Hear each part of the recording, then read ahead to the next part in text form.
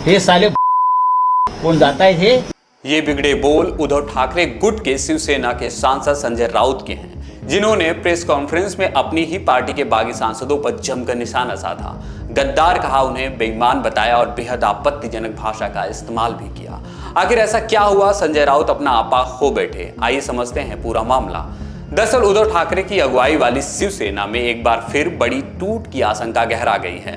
Party के 9 लोकसभा सांसदों में से 6 सांसदों के शिंदे गुट के संपर्क में होने और अलग होने की चर्चाएं तेज हो गई हैं। नई दिल्ली में हुई प्रेस कॉन्फ्रेंस में सिर्फ 3 सांसद ही नजर आए, जबकि बाकी 6 सांसदों की गैर मौजूदगी ने सियासी हलचल बढ़ा दी है।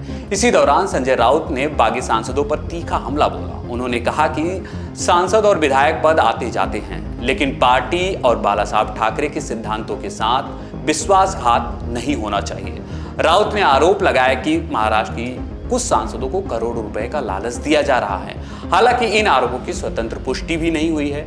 राउत ने यह भी कहा कि अगर विपक्षी दलों को इसी तरह तोड़कर उनके सांसदों को दूसरी पार्टी में शामिल कराया जाएगा तो फिर चुनाव लड़ने का क्या मतलब रह जाएगा। उन्होंने साफ शब्दों में चेतावनी दी है कि पार्टी के साथ गद्दारी अब बर्दाश्त नहीं की जाएगी।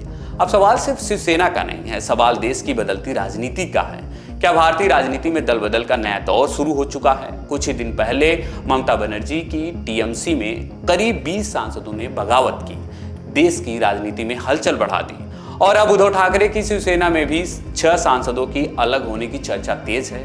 क्या यह सिर्फ पार्टियों की अंदरूनी संकट है या फिर देश की राजनीति में बड़े बदलाव का संकेत? आने वाले दिनों में इसका असर संसद से लेकर राज्यों की राजनीति तक देखने को मिल सकता है।